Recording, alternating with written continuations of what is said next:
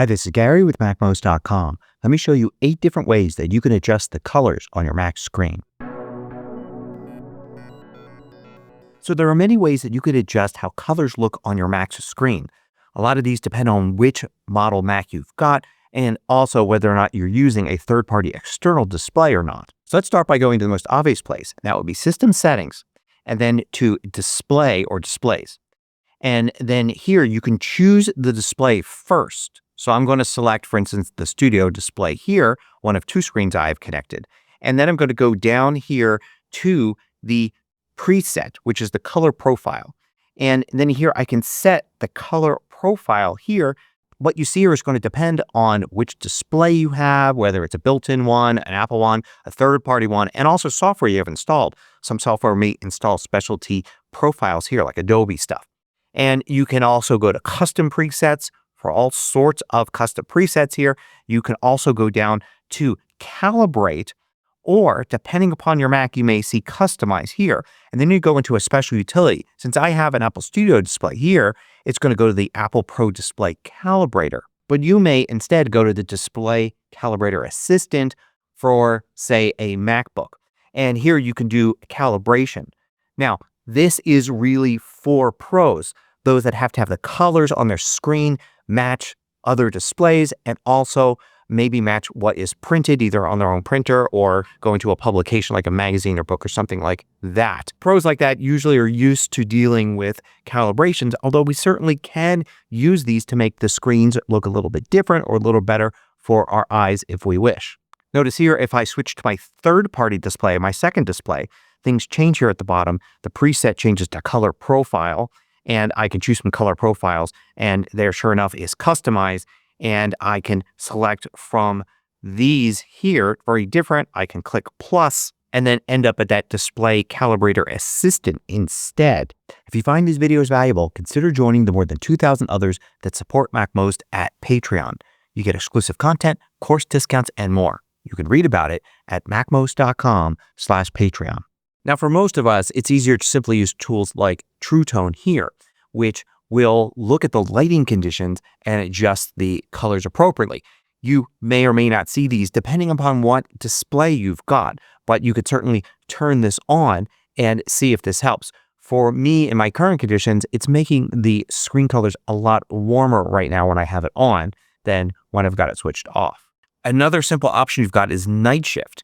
It's this button down here. And the idea here is that have the colors look different at night versus the day. You probably have windows in the room where you use your Mac, and you probably have a lot more light during the day than at night when you have artificial lights. And you could schedule this to go on sunset to sunrise or customize the times.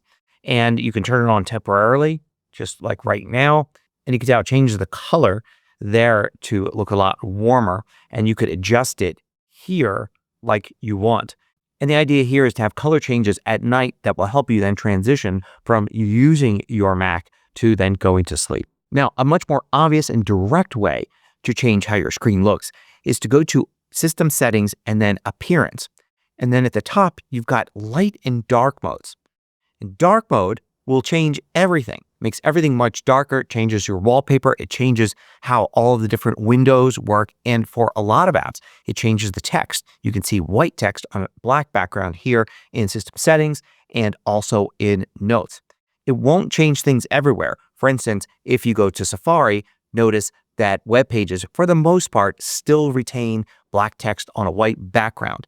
The style sheets on web pages will override any kind of dark mode that you have turned on and display it exactly as the web designer intended. Notice, though, the interface for Safari is, in fact, using dark mode. In addition to just switching on dark, you could also go to Auto and have it automatically go to dark mode at night and light mode during the day. Now, a lot of times when people are talking about color of the Mac screen, they're not talking about all of the colors, but about specific ones. Notice, for instance, here in Settings, that the accent color here is blue. Whatever I select on the left shows up as blue, and blue is used in switches and radio buttons like this, little outlines like this. But if I go to Notes here, notice that yellow is used instead in similar situations. So the deal is that apps can have their own accent and highlight color, but you can force an accent color on all apps that have their own custom one. For instance, I can force purple here. So by going from multicolor to purple, you could see now System Settings is using purple as the accent color.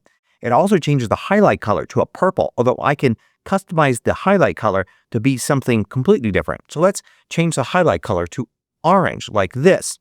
So you'll see purple used as an accent color here.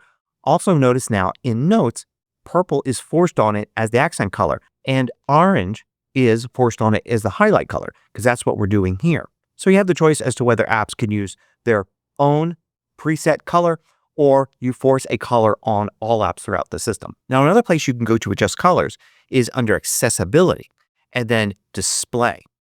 When you go there, you have lots of options that'll help you adjust colors. For instance, you can turn on Increase Contrast and watch carefully what happens to the gray color used by these windows and also the menu bar. When I turn on Increase Contrast, you can see how they become solid light gray colors. So watch when I turn it off and you can see there's a color to the menu bar and a slight color to these windows as well. It's hard to even see that until you turn on Increase Contrast and then you can see it without the color. Increase Contrast also gives you these outlines around things and makes everything very sharp. You can turn that off and simply get the Reduce Transparency for the menu bar and windows by turning on Reduce Transparency all by itself. Now let's get back to this idea here that the menu bar has a color to it. It actually doesn't. It's just semi-transparent or translucent. It takes on the colors behind it, and the windows do to a smaller amount. That's why when you turn on Reduce Transparency, you can see the change there. So this means that the color of the menu bar and other things are actually coming from the desktop wallpaper. So we change the wallpaper by going to System Settings Wallpaper like this. And if you change to a different wallpaper with different colors, like let's go to the Monterey purples here. When I change to that, notice how the menu bar now has a purple tint instead. And it's a very slight effect, but it is there for the windows. So if your problem is you don't like the color from the menu bar, you can turn it off with that Increase Contrast setting, or you can simply change the color of the wallpaper. Choose something else. If you were to choose a photo or one of these aerial views, for instance, then you could see how it changes to match that. In fact, you can go down further in wallpapers here and choose a solid color for the background. So you can choose, say, a purple, or you can choose, say, a red, and you could see how the menu bar changes like that. You can click the plus button here and choose any color you want. And of course, you can go further down here and choose pictures, and in fact, drag and drop anything into here and use your own photos or a graphic that you made up for your desktop background. Now, another way to tint the color of the display is to go back to Accessibility and then to Display again. And further down here, there are some settings called Color Filters. And you could turn this on and then select the filter type. For instance, you could choose grayscale and have everything be grayscale. But you could choose a red-green, green-red, or blue-yellow filter there as well. However, the bottom one, Color Tint, allows you to choose any color.